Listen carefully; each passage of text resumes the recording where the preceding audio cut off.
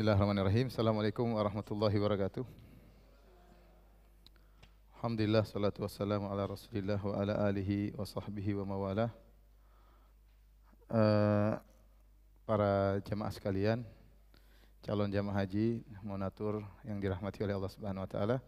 Pada waktu yang singkat ini ada depan kita sekitar 45 menit. Kita buka sesi tanya jawab. Kalau ada yang mau bertanya, terutama berkaitan dengan haji, saya persilahkan. Di luar daripada haji juga tidak jadi masalah. Dan ini sudah masuk pertanyaan pertama dari ibu tadi. Pertanyaan, dari segi tata caranya, apa yang membedakan mengumroh hajikan orang lain atau haji badal dan mengumroh hajikan diri sendiri selain dari niat? Jazakallahu khairan.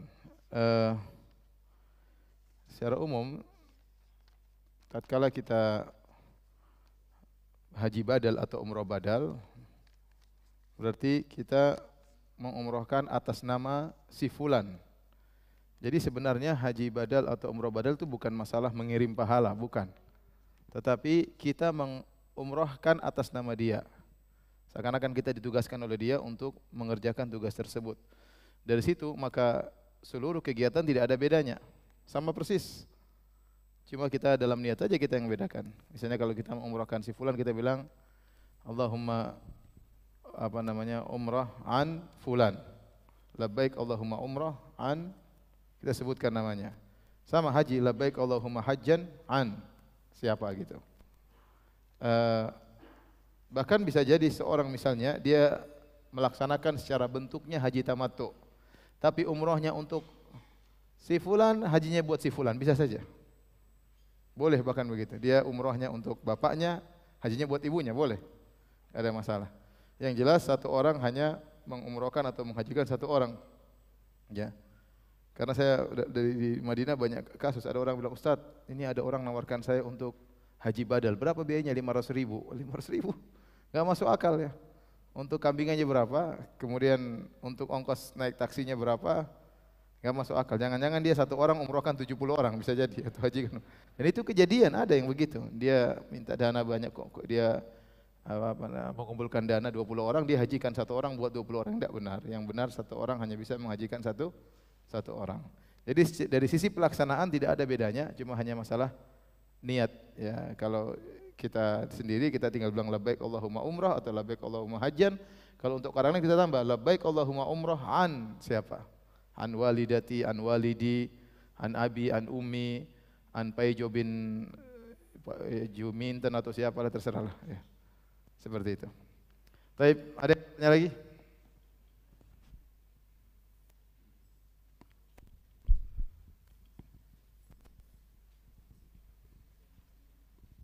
Assalamualaikum warahmatullahi wabarakatuh, Ustaz. Waalaikumsalam. Biasanya dalam pelaksanaan ibadah haji di Tanah Suci kita akan banyak melaksanakan sholat jenazah. Melaksanakan apa? Sholat jenazah. Oh iya. Nah, pada pelaksanaan sholat jenazah, berapa kalikah salam dilakukan ke kanan atau kiri atau salahnya salah satu? Demikian, mohon penjelasannya. Wassalamualaikum warahmatullahi wabarakatuh. Waalaikumsalam warahmatullahi wabarakatuh. Kalau jawabannya cuma sekali yang lebih afdal, dan itu adalah pendapat para salaf menyelisihi mazhab Syafi'i. Tapi saya kasih jawaban aja, Bapak-bapak coba lihat di tanya jawab di bagian sholat jenazah halaman 377. Halaman 377.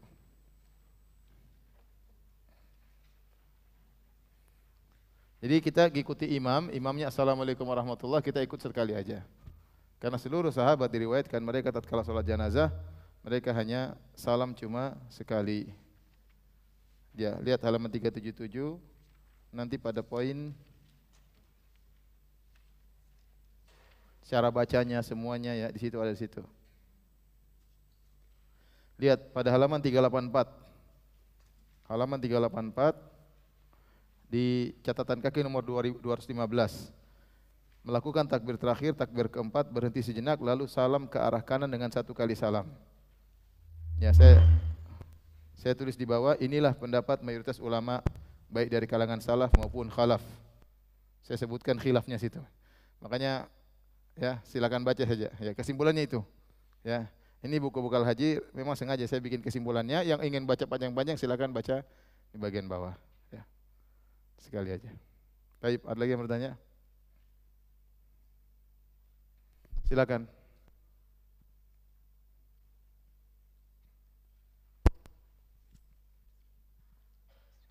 Assalamualaikum Ustadz. Mau nanya Ustadz, kalau misalkan tata cara wudhu gimana ya Ustadz? Kalau Kalau apa? misalkan tata cara wudhu, kan kami kan dibagikan spray Ustadz. Wudu itu ada yang namanya masah, ada yang namanya al-ghusl. Masah al-ghusl. Jadi masah itu mengusap, al-ghusl itu mencuci. Mencuci itu atau membasuh. Makanya dalam Al-Qur'an Allah mengatakan faksilu wujuhakum, cucilah wajah kalian. Nah, cuci itu harus air yang mengalir. Air yang maksudnya ada aliran air, bukan sekedar basah kemudian tempel. Itu namanya mengusap. Kalau kepala enggak apa-apa. Makanya kalau saya katakan kita pakai spray tidak cukup disemprot begini. Jadi harus airnya kita tumpahkan di tangan baru kita alirkan begini. Paham ya? Kayak kita tumpah air aqua baru kita. Tapi kalau cuma semprot-semprot gini enggak. Karena itu tidak dikatakan dengan mencuci. Ya, jadi boleh kita bawa semacam kiss spray tadi tapi airnya yang banyak. Sehingga ada aliran air di sini baru kita usapkan ke wajah. Itu baru dikatakan mencuci. Adapun cuma semprot-semprot gini maka tidak dikatakan mencuci. Secara bahasa tidak dikatakan mencuci. Paham? Ya, jadi tidak apa-apa, tapi airnya yang agak banyak. Sehingga di sini ada kumpulan air untuk kita basuhkan. Demikian juga kalau semprot tangan kita kasih air yang agak banyak, tumpahinlah, baru kita ngosokkan. Kalau saya khawatir semprot begini dia hanya sekedar apa? Angin lari begitu aja. Allah alam. Ada lagi yang bertanya? Ustadz maaf satu lagi boleh Ustadz? Satu lagi silakan. Kalau pas tawaf kan itu kan wudhu dulu kan Ustadz ya? Iya. Nanti kalau misalkan kita terkena kan banyak tuh orang Ustadz kalau misalkan. Oh, pas untuk laki-laki perempuan. Ah. Ini ada masalah khilafiyah di kalangan para ulama. Madzhab Syafi'i mengatakan menyentuh wanita yang bisa dinikahi atau bahkan sudah dinikahi maka membatalkan wudu. Yang tidak membatalkan wudu hanya menyentuh mahram. Saya menyentuh adik saya tidak batal. Saya menyentuh kakak saya, ibu saya tidak batal. Tapi kalau saya menyentuh mertua saya tidak batal. Tapi kalau saya menyentuh wanita lain bahkan menyentuh istri saya maka batal. Ini pendapat mazhab Syafi'i. Tapi mazhab yang lain seperti mazhab Malikiyah mereka berpendapat tidak batal. Dan ini pendapat yang saya pilih dan saya juga masukkan dalam buku bekal haji. Bahwasanya yang benar Allah mengatakan aula mastumun nisa atau kalian menyentuh wanita membatalkan wudu. Menyentuh ini maksudnya adalah menggauli wanita, bukan sekedar menyentuh dan ini tafsir Ibnu Abbas. Ini masalah khilafiyah. Masalah khilafiyah, mazhab Syafi'i mengatakan sekedar menyentuh batal dan itu agak repot. Kalau kita sedang tawaf agak repot. Karena kita paling tidak menyentuh istri kita atau menyentuh orang lain, ya. Menurut mazhab Syafi'i menyentuh istri sendiri batal. Ya, tetapi saya lebih cenderung pada pendapat Ibnu Abbas radhiyallahu anhu, salah seorang ahli tafsir di kalangan para sahabat, dia mengatakan aulamas tumun nisa yang dimaksud adalah bersenggama dengan istri itu yang membatalkan, bukan sekedar menyentuh, bukan sekedar menyentuh. Wallahu alam bisawab. Jadi kalau kita tersentuh laki-laki tidak membatalkan wudu. Kita tidak boleh sengaja menyentuhkan diri, tapi kalau tersentuh enggak ada masalah. Ya. Jazakallahu khairan. Ya. Assalamualaikum warahmatullahi wabarakatuh. Mana ini? Ayo silakan. Pertanyaan saya mengenai kalau seorang istri dari hotel ke Masjid Nabawi atau Masjidil Haram, apakah wajib untuk ditemanin muhrimnya atau suaminya? Terus kemudian termasuk ketika tawaf? Enggak. Jadi orang yang kalau safar, jika dia status dia sudah duduk di dalam, sudah di masjid, enggak perlu lagi ditemani. Yang penting dia sama orang-orang apa? Orang-orang teman-temannya aman, insya Allah enggak perlu. Tapi kalau perjalanan misalnya di Mekah ke Madinah itu perlu ditemani. Silakan, tadi ada yang bertanya.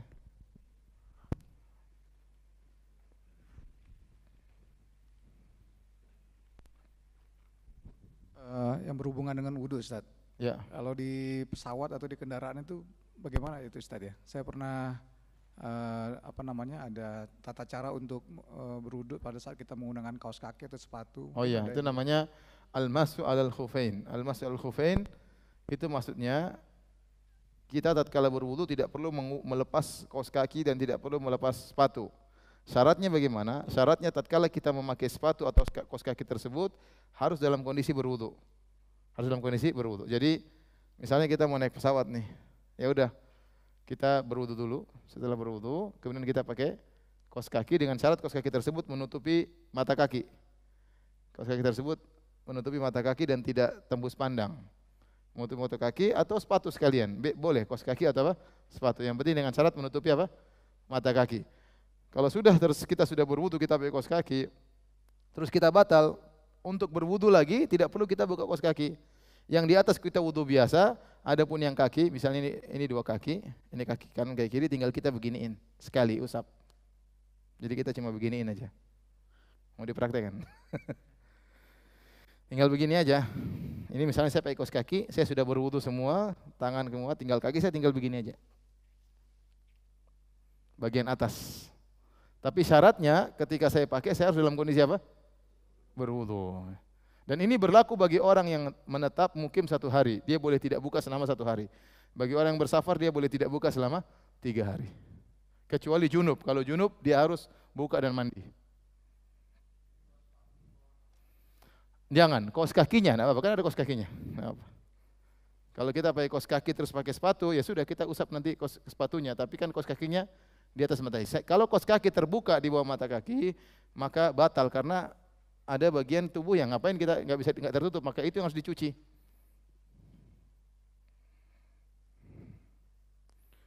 Monggo, ada lagi yang bertanya? Bismillah, Ustadz. Saya mau tanya tentang tawaf wada untuk wanita yang sedang haid. Wanita yang haid, wanita yang nifas gugur kewajiban tawaf wada. Dia tidak perlu tawaf wada, langsung pulang aja. Sudah jadi Bu Haji. Silakan bertanya. Ustadz, mau tanya Ustadz. Silakan. Tadi Ustadz memperagakan mengusap kufnya ke bagian dalam, arah dalam apa yang keluar? Dua-duanya boleh, nggak ada masalah. Yang penting mengusap di atas 2 mata kaki. Ya, yang kedua Ustadz, kalau dari sholat yang pertama, mau sholat lagi, apakah harus pindah posisi atau tetap di situ Ustadz? Apa, sholat sunnah?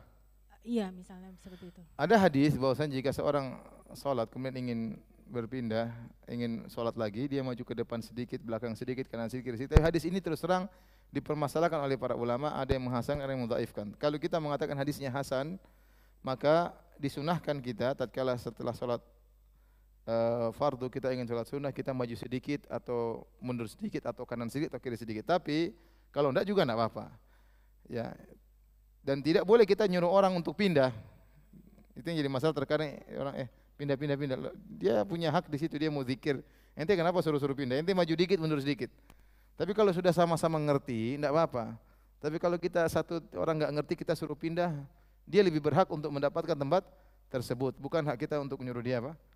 Geser kanan, geser kiri. Kita aja yang cari tempat lain, enggak usah geserin dia. Tapi kalau kita tidak melakukan juga enggak ada masalah. Tinggal maju dikit, mundur dikit cukup. Sehingga tidak perlu menggeser orang lain.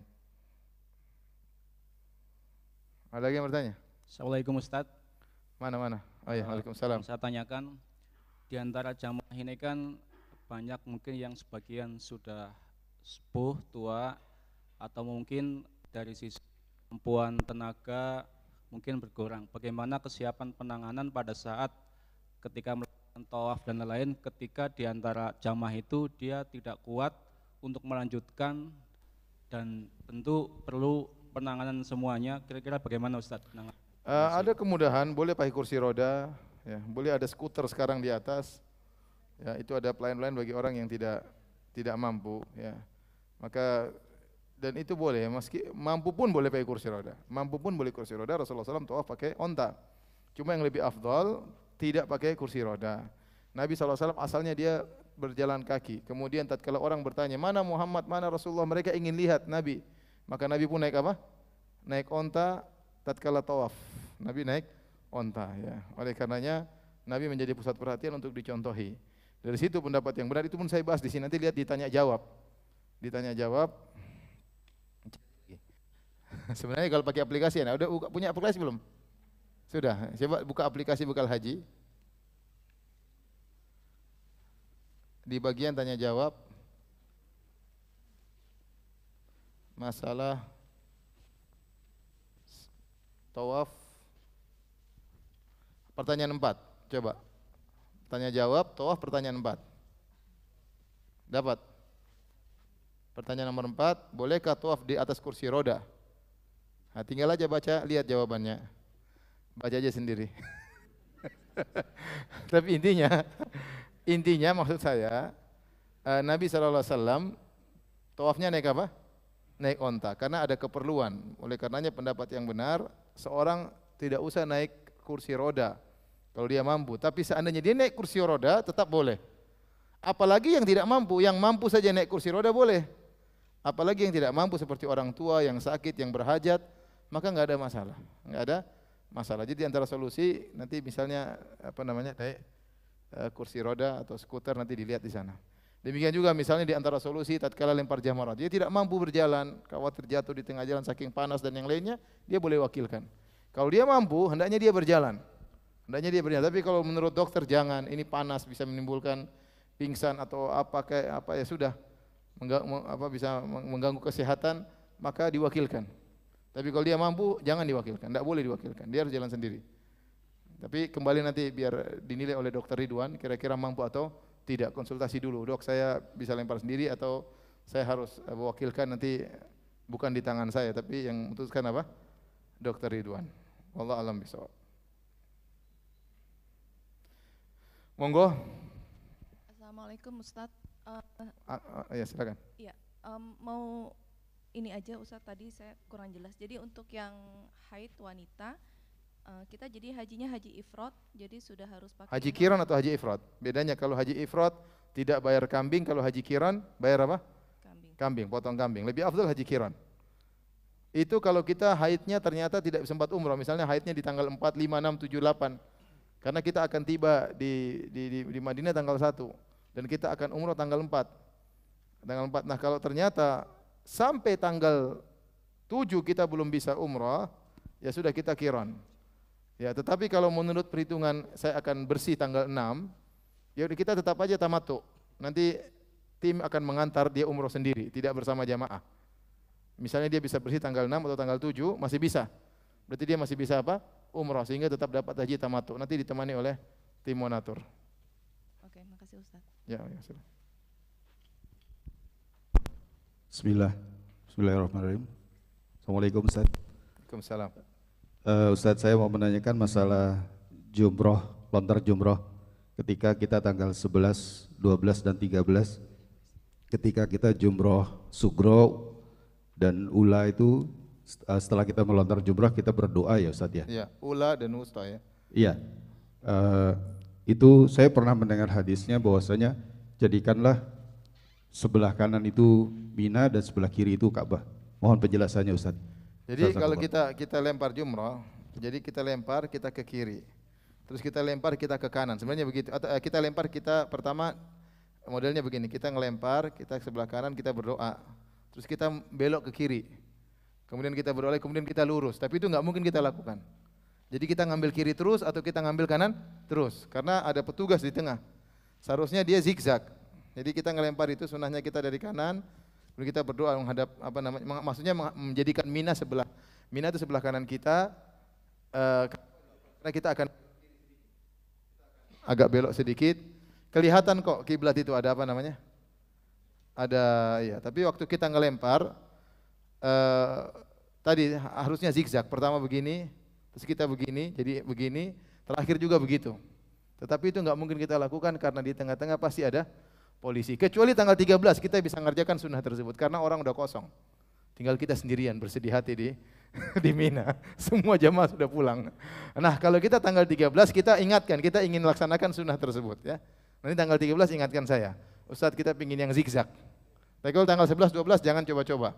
Karena polisi apa? Jaga. Ya pokoknya kita mau lempar kanan, lempar kiri, yang penting ngelempar. Tapi tanggal 13 insya Allah kita bisa kerjakan sunnah tersebut. Satu lagi Ustaz, untuk lontar jumrah tanggal 10 Zulhijjah itu yang afdol di waktu kapan Ustaz? Yang afdol di waktu duha, Ya, tapi yang tidak sempat ya kita nanti mungkin lemparnya siang atau sore atau malam nggak ada masalah.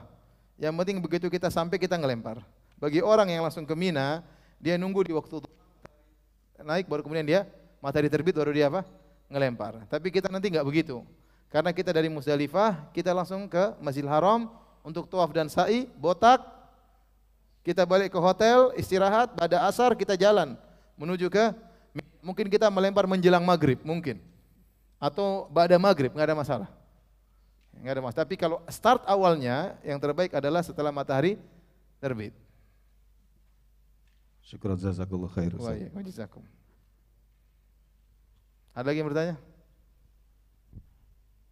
Afwan Ustadz, masih soal lempar jumroh, mengenai proses pengumpulan kerikilnya tuh kita langsung ngumpulin sekalian untuk tanggal 10, 11, 12, 13. Apanya Bu? Apanya Bu?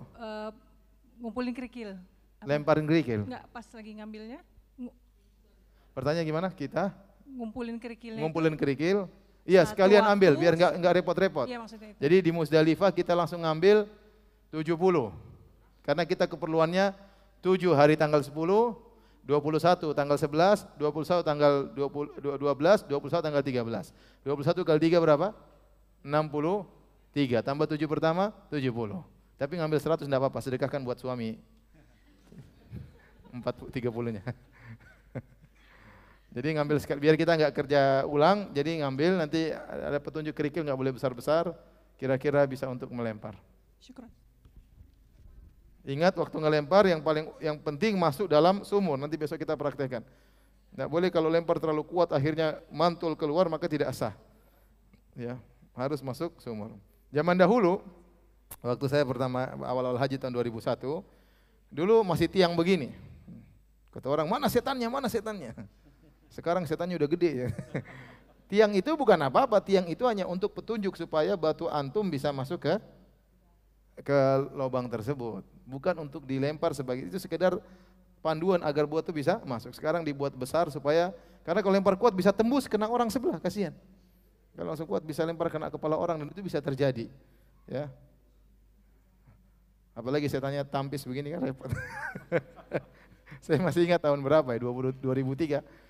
Jadi masih dua apa? Kemudian sampai macet kita nggak bisa jalan, saking padatnya manusia. Itu sebagian orang sudah emosi. Mana setan, bahasa lain ya, bukan bahasa Indonesia. Ya Allah, sudah panas-panas, enggak ada tutupan dulu kan, panas, kemudian emosi, repot, itu rawan untuk terjadi kematian. Dan itu banyak kematian timbul karena kejahilan. Karena nabrak jatuh meninggal udah ya, ngeri. Ya. Jadi insya Allah kita lebih mudah sekarang karena ada 5 tempat ya. Lantai dasar 1, 2, 3, 4. Masya Allah. Baik, silakan ada yang bertanya lagi. Bismillah. Assalamualaikum Ustaz. Waalaikumsalam. Kalau untuk wanita, kalau misalnya nanti perlu wudhu di tempat umum yang terbuka, itu gimana tata caranya ya Ustaz? Kalau jilbab dia nggak usah buka, dia cuma di atas begini. Cuma yang masalah tangan dan kaki tidak bisa. Kalau kaki dia sudah berwudu tadi pakai khuf, pakai kaos kaki, dia tinggal usap atasnya. Cuma tangan tidak bisa. Tangan dia tetap harus apa? Masukkan. Jadi kalau bisa dia masukkan tangannya ke dalam begini. Ya, agak basah-basah dikit enggak apa-apa. Ya, kanan kiri. Nah, kalau wajah kan biasa, ya. Yang penting kan cuma wajah, kemudian tangan bisa dimasukkan. Sekali cukup, enggak pasti 2 kali. Terus kanan kiri, rambut tidak perlu dibuka, tinggal gini aja. Usap luar aja. Luar aja, baru kemudian kaki pun cuma tinggal. Makanya biasakan sebelum pakai kaos kaki sudah apa? Berwudu. Silakan, lagi bertanya. Tambah lagi perjelas. Kepala sekali. Justru kepala sunnahnya sekali. Yang lain sunnahnya 3 kali. Dalam hadis-hadis sunnahnya 3 kali. Itu wudu yang terbaik 3 kali. Minimal sekali. Nabi SAW pernah tawaddu' marratan, Rasulullah pernah berwudu sekali-sekali. Tawaddu' marratain, Rasulullah pernah berwudu 2 kali dan Rasulullah pernah berwudu 3 kali. Bahkan dalam sebagian hadis Rasulullah seling. Ada yang 2, ada yang 3. Tapi maksud saya karena kita sedang repot di hadapan banyak orang, ya kita sekali aja udah cukup. Karena kalau 3 kali nanti tambah basah. Sekali aja udah cukup. Kalau kepala memang selalu sekali. Sunnahnya selalu sekali. Yang lainnya 3 kali, wajah 3 kali, tangan kanan 3 kali, tangan kiri 3 kali, kaki kanan 3 kali, kaki kiri 3 kali, ya kepala sekali. Tapi karena dalam kondisi demikian sekali-sekali aja biar air kita enggak terlalu lama, cukup sekali. Ustadz, kalau telinga berarti udah termasuk kepala? Iya sudah cukup, enggak usah ya. Cukup gini udah cukup, sekali gini udah cukup. Kumur-kumur juga enggak perlu? Kumur-kumur enggak ada masalah kan muka terbuka. Oh, oke. Iya. Ya, jangan digini-giniin aja. Oh enggak, silakan. Bismillahirrahmanirrahim. Ustadz, kalau nanti misalnya setelah tawaf itu kan kita sholat di belakang makam Ibrahim. Yeah. Ya. Nah itu yang pertanyaan saya kan kadang ada yang saking mengejar sunnah ada orang yang langsung sholat. Nah kan kalau misalnya itu kita afdolnya itu gimana? Misalnya sebelah saya atau dia langsung sholat. Apakah kita harus nunggu dia selesai sholat atau bisa? Kan kadang udah penuh banget, nggak bisa lewat depan, nggak bisa lewat belakang. Itu jadi apa? Jadi dia nekat di belakang makam Ibrahim langsung? Iya, misalnya ada kasus seperti itu. Jadi begini. Gimana? Kasih Ustaz. Ya, jadi yang terbaik di belakang makam Ibrahim, yang terbaik. Tetapi kenyataannya tidak bisa kita lakukan karena jamaah sangat padat. Biasanya kita agak sebelah kanan dikit atau semakin jauh di belakang. Tapi intinya kalau kita nggak bisa di belakang makam Ibrahim, di mana saja, di mana saja di Masjidil Haram sah, di mana saja di Masjidil Haram sah. Dan itu nanti ada pembahasan juga di buku bekal haji. Tapi kita nanti berusaha tidak persis belakang tapi agak kanan dikit karena itu area atau space yang mungkin bisa kita sholat di situ. Tapi kalau persis di belakang makam Ibrahim dan ada sebagian orang nekat, dia sholat terus yang lain bikin pusi, bakar apa, oh, ditahan. Kan kasihan orang jadi terhalangi ya. Kalau polisinya jengkel, diangkat orang lagi sholat, diangkat sama polisinya. Sholat di udara ya. Jadi maksud saya kita ingin menjalankan sunnah, tapi jangan kita menghalangi orang. Akhirnya orang tidak bisa apa? Lewat dan benar-benar terhalangi. Dan saya lihat sendiri orang yang sholat dijaga sama teman-temannya di belakang, kan menghalangi. Tadinya orang jadi lancar, jadi terhalangi, harus belok ke sini lagi setengah.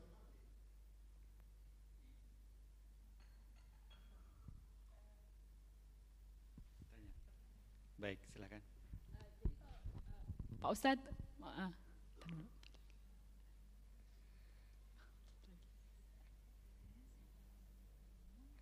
silakan.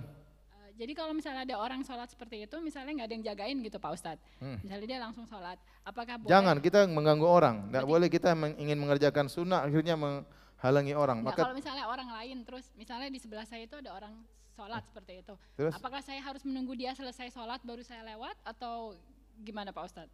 Oh, kalau masalah melewati orang di hadapan orang sholat, banyak ulama mengatakan untuk di Mekah, tatkala dalam kondisi ziham, dalam kondisi padat yang sangat amat, maka dimaafkan, tidak mengapa. Tidak mengapa. Kita berusaha, tapi kalau tidak ada jalan kecuali lewat depan dia, terpaksa kita lewat. Karena darurat. Untuk di Masjidil Haram. Silakan.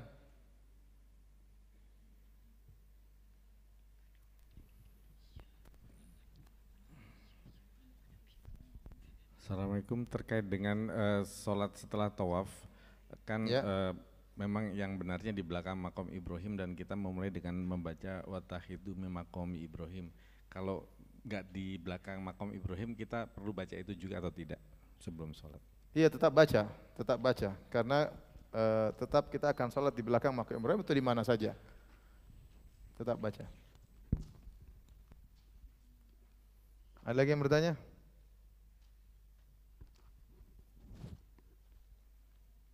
Udah pintar semua Mas Fadli, kalau nggak ada nggak apa-apa. Baik, mungkin mohon izin ya Tat. Ya.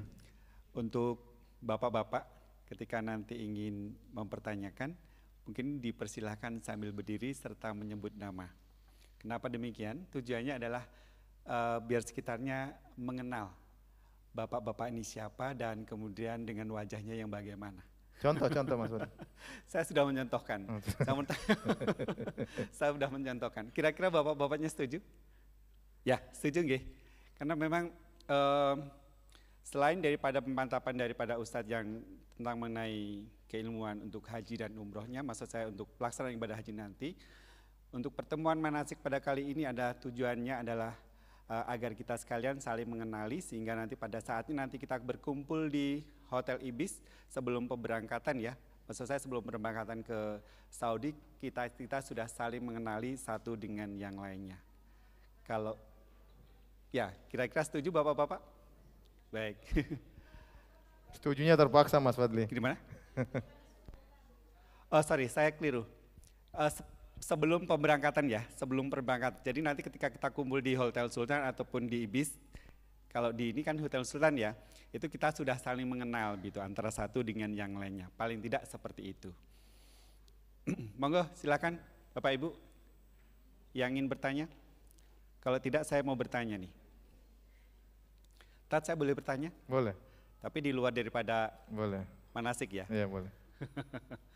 Bapak-bapak, ibu-ibu yang ingin bertanya siapa? Oh, betul, monggo silakan.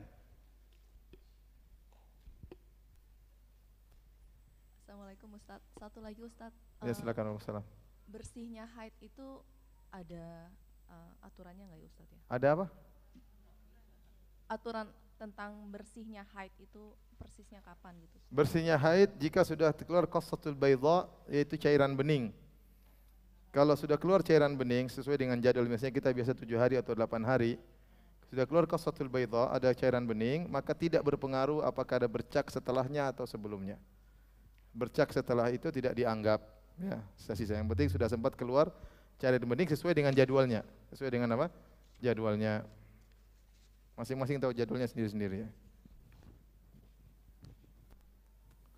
Baik, ada lagi yang bertanya? Silakan. Boleh, silakan. Nambah lagi Ustadz pertanyaannya. Ya. Kalau hukumnya sholat di Hijr Ismail itu apa bisa termasuk sebagai sholat sunat setelah tawaf atau dia ada khusus gimana? Dia bebas, kita kapan-kapan saja. Jadi orang yang sholat dalam Hijr Ismail, dia seperti sholat dalam Ka'bah. Jadi saya lupa menjelaskan. Saya lupa, ini tolong diperhatikan ya. Jadi asal muasal Ka'bah.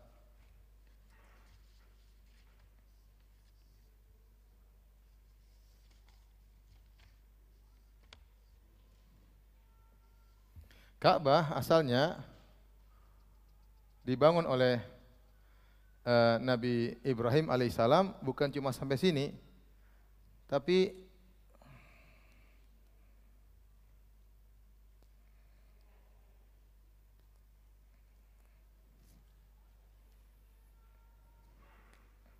ini Hajar Aswad.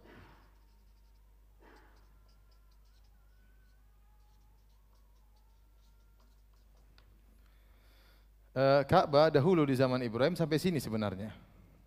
Dia agak panjang, ya. Jadi sampai di sini. Atau kita gini aja lah. Jadi Ka'bah dulu panjang sampai sini, ada tambahan di sini, ada space di sini. Kemudian ketika Nabi SAW umur 35 tahun, kira-kira 5 tahun sebelum Nabi diangkat menjadi seorang Nabi, Ka'bah ini mengalami kerusakan karena sering kena banjir, karena Ka'bah itu posisinya di lembah. Mekah itu kan dikelilingi apa? Gunung. Ya. Jadi makanya sebenarnya bukan naik haji, turun ke lembah. Kemudian sehingga akhirnya rusak. Maka mereka pun bersepakat untuk memugar Ka'bah dengan cara Ka'bahnya dibongkar, didatangkan batu-batu yang baru untuk menyusun Ka'bah ini. Akhirnya mereka waktu itu bersepakat tidak boleh kita bangun Ka'bah karena ini rumah Allah kecuali dengan yang halal. Tidak boleh dari harta riba, tidak boleh dari harta zina, dan tidak boleh dari harta kezaliman. Karena mereka orang Arab dahulu mereka sering menyewakan budak wanita mereka untuk dizinakan, kemudian mereka dapat penghasilan. Sehingga mereka bersepakat tidak boleh dari harta yang haram, tidak boleh riba, tidak boleh zina, tidak boleh dari hasil kezaliman. Akhirnya mereka kumpulkan harta, mereka harus sewa orang untuk cari batu di mana, bawa dari tempat jauh, dipikul ke sini, itu semua butuh biaya. Ternyata duit mereka tidak cukup. Sehingga mereka hanya bangun Ka'bah separuh gini. Ini kurang ini. Yang ini tidak sempat terbangunkan. Tidak sempat terbangunkan, maka mereka bikin namanya Hijr. Hijr itu artinya pembatas. Dibuatlah di sini Hijr. Ya, Hijr. Ini namanya Hijr Ismail. Hijr sebenarnya bukan, enggak ada Ismailnya. Nama asalnya Hijr. Orang-orang yang kasih nama Ismail. Sebenarnya Hijr itu artinya pembatas. Agar orang tahu bahwasanya Ka'bah dulu sampai di sini. Bukan cuma yang ada sekarang di sini. Dari sini kita tahu bahwasanya pojok dua ini, pojok yang ini dan pojok yang ini itu bukan pojok asli Ka'bah. Karena Ka'bah harus sampai di sini sebenarnya. Paham? Makanya kenapa kita tidak usap dua ini, yang kita usap cuma yang ini sama yang ini karena ini pojok yang asli. Adapun pojok ujung ini belum selesai sebenarnya. Karena mereka kekurangan uang, harusnya pojoknya masih geser lagi sini. Sehingga dua pojok ini tidak, dua sudut ini tidak disentuh tatkala kita sedang tawaf. Kemudian kenapa kalau kita tawaf harus muter Hijr Ismail? Kalau barang siapa yang muter kemudian masuk di sini, berarti dia belum mengitari Ka'bah secara sempurna, dia belum tawaf, maka tawafnya tidak sah. Dari situ barang siapa yang masuk Hijr Ismail salat di sini sebenarnya dia salat dalam Ka'bah. Tapi Ka'bahnya enggak kelihatan karena sebenarnya itu areal apa? Ka'bah, paham? Paham tidak? Ya udah. Jadi tidak mengapa ingin salat di Hijr Ismail silakan, tapi jangan dibawa dalam rangkaian umrah. Karena repot. Sah sih sah, tapi jangan jadikan itu rangkaian apa? Umrah. Nanti aja setelah kapan-kapan pingin sholat sini ya sudah kita ngantri, masuk kemudian sholat. Baik, ada lagi yang bertanya?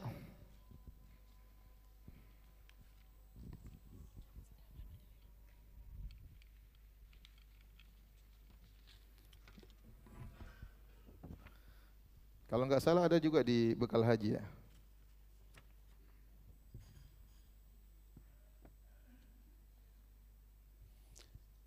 Monggo Bapak Ibu yang ingin silakan bertanya.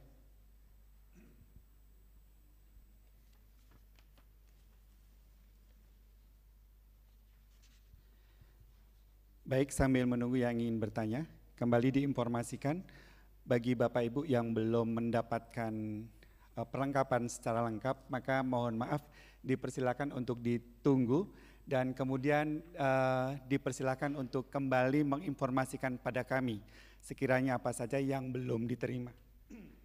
Atau bagi Bapak Ibu yang sudah menerima perlengkapan, hanya saja ada beberapa hal yang sekiranya kurang sesuai, monggo dipersilahkan juga ke tim kami yang ada di meja registrasi untuk menukarnya. Paling tidak kami insya Allah akan berusaha untuk memberikan solusi.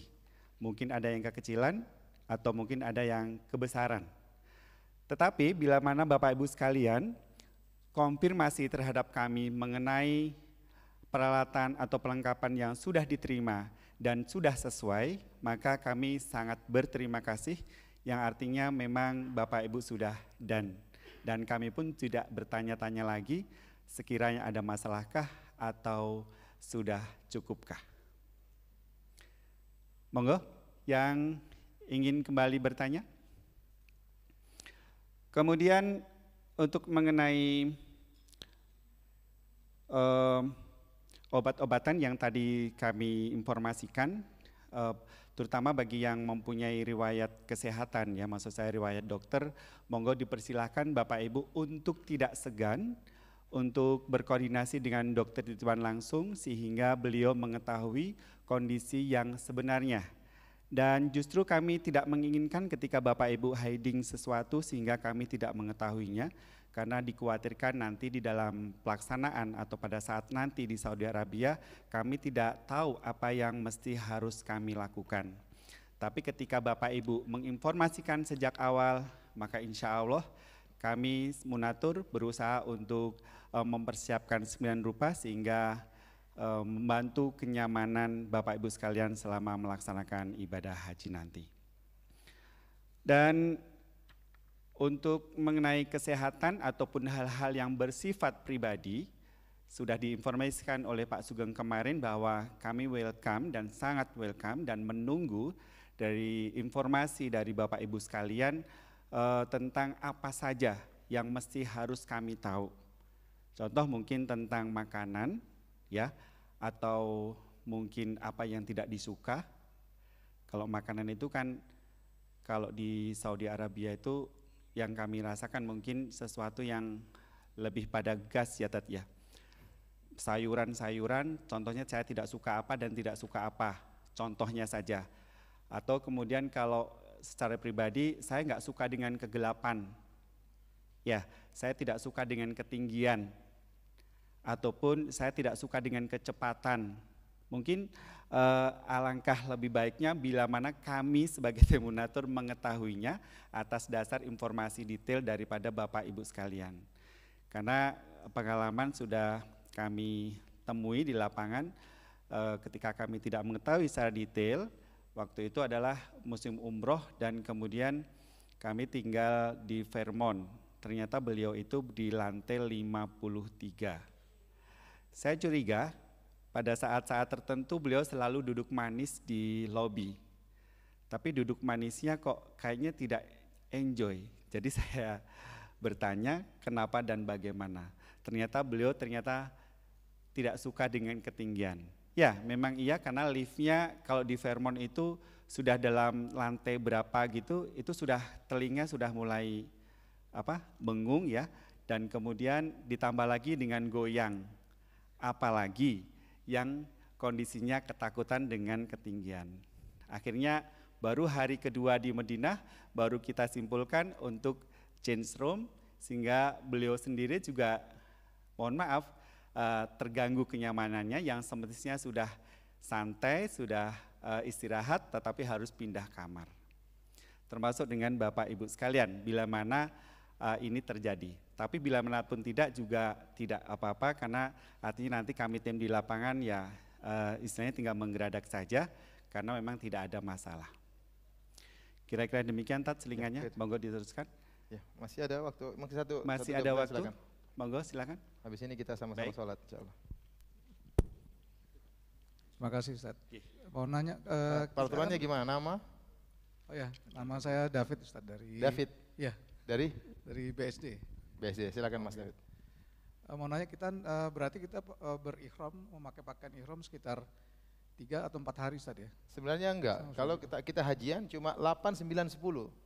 8 pagi, 10 siang kita udah lepas. Kalau umrah kan cuma 1 hari. Iya. Tapi kalau haji kan kita pakai tanggal 8. Iya. 8 ke 9, 9 ke 10. Jadi 2 hari. 2 hari lebih dikit. Iya. Yang mau saya tanyakan 3 hari itu kita pakai ihram, itu afdolnya kita memakai pakaian itu terus atau boleh nggak kita berganti? Kecuali kalau boleh ganti. Kalau kita munatur kasih 2 kalau nggak salah ya. Iya. Kita mau ganti silakan, nggak ada masalah. Tapi malas kalau sudah sana udah malas ganti udah. Biar aja sekalian bau. Biar seru. Yang penting kalau tidur di samping teman jangan begini tidurnya ya. Agak begini. Tapi boleh ganti, boleh, nggak ada masalah, boleh ganti. Ya. Ya memang cuma 2 hari kira-kira Duan. Makanya kalau itu benar-benar pakai deodoran yang banyak, biar apa namanya ngurangi lah. Bukan menghilangkan bau, ngurangi. Silakan, ada lagi bertanya? Assalamualaikum warahmatullahi wabarakatuh. Pak Ustadz, nama saya Hartanto. Ini yang saya mau tanyakan masalah doa. Doa terutama ngirim doa yang ke pihak lain, atau baik itu yang sudah meninggal atau belum meninggal, yang berupa Al-Fatihah itu kira-kira bagaimana Pak? Doa gimana maksudnya? Al-Fatihah. Kita doain orang? Iya, atau sudah meninggal atau yang... Enggak, kalau kita doa, kita enggak perlu Al-Fatihah, kita doain saja, ya Allah ampuni dia, ya Allah rahmati dia. Enggak perlu Al-Fatihah, kita mendoakan doa. Ulama sepakat kita mendoakan orang lain yang sudah meninggal dunia itu bermanfaat. Oleh karenanya kita para khotib sering berdoa, Allah maghfiril muslimin wal muslimat wal mu'minin wal mu'minat ala ahya'i minhum wal amwat, ya. Ya Allah rahmatilah mereka kaum mukminin yang meninggal maupun yang masih hidup. Duduk aja Pak, duduk. Demikian juga kalau orang mayit meninggal kan kita sholatkan, sholat jenazah itu isinya apa? Doa. Jadi tidak perlu kita pakai Al-Fatihah, tidak perlu. Kita doain aja udah cukup. Doain. Ya. David dari BSD, silakan. Lama-lama terkenal. Gampang diingat Ustaz. Gua mau tanya Ustaz, kalau kita pakai ihram ya, kita di kamar mandi, terus kita boleh nggak kita melepas? Boleh. Kan? Boleh kita lepas, boleh kita gantung, boleh. Boleh kita pakai lagi. Ayo Ustaz, makasih. Boleh. Yang penting jangan ada yang lihat. Iya, kan pribadi Ustaz. Itu bukan pribadi, permasalahan bersama Pak. Siapa lagi yang tanya? Assalamualaikum. Assalamualaikum. Assalamualaikum. Ini pertanyaan saya terkait dengan yang Hijr Ismail tadi. Iya. Bahwa sholat di dalam Hijr Ismail sama dengan sholat di dalam Ka'bah. Iya.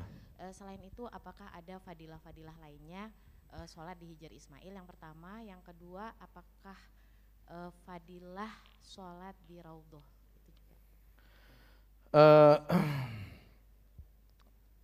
Rasulullah pernah sholat di dalam Ka'bah itu aja. Saya tidak tahu fadilah khusus, keutamaan khusus. Tapi Rasulullah SAW pernah sholat di dalam Ka'bah. Dan kalau tidak salah Aisyah juga ya. Tapi ini saya tidak tahu keutamaan khusus. Tapi boleh sholat di situ. Dikatakan sunnah, iya sunnah. Karena Nabi pernah sholat di situ. Adapun sholat di Raudhah tidak ada ibadah khusus. Kita ke Raudhah, ibadah apapun bagus di Raudhah daripada di tempat lain di Masjid Nabawi. Tetapi di antara ibadah yang sangat dianjurkan oleh para ulama untuk di Raudhah adalah doa dan sholat. Apalagi kita di Raudhah cuma waktunya terbatas. Sebenarnya kita boleh zikir pagi petang di situ, kita boleh baca Quran di situ, tetapi kan ngantri. Makanya kita dapat waktu cuma sebentar, apa yang kita lakukan yang terbaik adalah kita sholat dan berdoa. Silakan.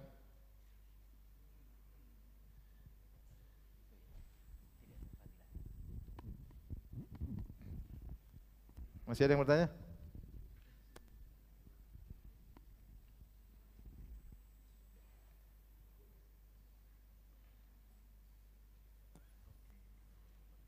Ustaz, saya bacakan ya perkataan Aisyah radhiyallahu anha. Aisyah berkata, "Kuntu uhibbu an adkhulal bait fa usalli fihi." Aku senang ingin masuk dalam Ka'bah dan salat dalam Ka'bah. Fa akhadha Rasulullah sallallahu alaihi wasallam biyadi, Rasulullah pun megang tanganku. Fa adkhalani fil hijr, Nabi masukkan di hijr. Ingat namanya bukan hijr Ismail, namanya apa? Hijr ya. Kemudian Nabi berkata, "Sholli fil hijr." Salat aja di sini. Idza aradti dukhulal bait, kalau kau ingin salat dalam Ka'bah. Fa inna ma huwa qit'atun minal bait, karena hijr ini bagian daripada Ka'bah. Bagian daripada Ka'bah. Fa inna qaumaki iktasaru hina banul Ka'bah fa akhraju minal bait. Dulu kaummu orang Quraisy waktu bangun Ka'bah duitnya kurang. Akhirnya mereka tidak bisa bangun hijr ini. Jadi orang yang sholat dalam hijr itu seperti sholat dalam apa? Ka'bah. Kalau kita mau sholat dalam Ka'bah kita harus jadi presiden dulu. Ya, tapi kalau cuma di hijr jadi haji monatur juga bisa insya Allah. Jadi jangan terlalu sedih ya. Jadi susah mau masuk siapa yang mau masuk di Ka'bah nggak bisa, harus jadi presiden baru bisa. Kalau enggak ya sudah. Di hijr Ismail udah cukup. Tadi Aisyah mau sholat dalam, Nabi pegang tangannya, sini aja udah cukup. Ya, Nabi kata sini aja udah cukup, sama aja. Tapi enggak usah selfie, habis itu terus share. Cukup suami yang tahu. Saya tadi sholat di hijr Ismail mas, Masya Allah. Ngapain saya berdoa? Mas, saya berdoain. Semoga suami saya tidak poligami. Baik, ada lagi yang bertanya? Satu lagi, pas kita sholat. Iya, ada Ustaz. Ya terakhir ya. Ustaz, nanti ke orang untuk menghadiahkan apa niat umroh ke orang tua yang sudah meninggal. tidak ada hadiah umroh dan haji bukan hadiah ya. Kita mengumrohkan, beda. Iya. Kita mengumrohkan, kita menghajikan beda dengan hadiah. Hadiah itu kalau saya sholat atau saya baca Quran saya kirim hadiahnya. Itu masalah menghadiahkan, itu masalah khilaf di kalangan para ulama. Tapi kalau umroh dan haji itu bukan menghadiahkan, kita menghajikan. Kita mengumrohkan. Kalau menghadiahkan itu kita umroh untuk diri sendiri, terus kita bilang ya Allah ini pahala umrohku saya kirim buat ibu saya. Yang ada bukan menghadiahkan umroh, tapi mengumrohkan ya. Walaupun orang tua sudah umroh atau haji. Tidak apa-apa, tidak apa-apa.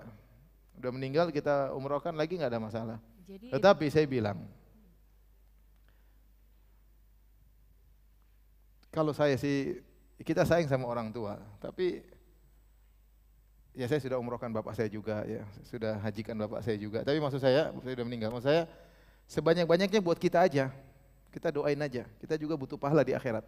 Paham? Kalau kita sudah hajikan sekali, sudah umrohkan sekali, sisanya enggak usah ulang-ulang hajikan umroh, hajikan bapak, sudah. Sekali sudah cukup.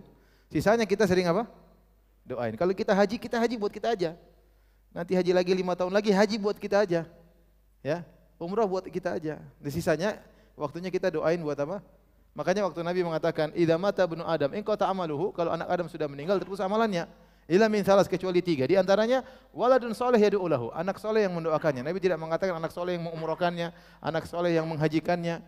Karena doa ini bisa dikerjakan kapan saja. Tapi tadi kalau memang ada kesempatan kita hajikan, umrohkan, oke lah. Tapi jangan terus-terus buat orang lain. Buat kita juga perlu. Makanya kebiasaan para salaf dahulu mereka menghajikan diri mereka sendiri. Karena kita juga butuh diampuni dosa-dosa. Di padang mahsyar kita juga butuh pahala. Kita kirim sama orang ya kurang gimana itu atau mending buat kita. Tapi waktu haji umroh kita banyak doain apa? Orang tua. Tapi demikian saja. Insya Allah nanti besok masih ada 1 jam ya. Jam 6 sampai jam 7 praktikum ya. Praktikum pertemuan dengan saya. Selanjutnya insya Allah nanti kita bahas lebih panjang di Madinah dan di Mekah. Bismillahirrahmanirrahim. Subhanakallah bihamdik asyhadu an la ilaha illa anta astaghfiruka wa atubu ilaik. Assalamualaikum warahmatullahi wabarakatuh.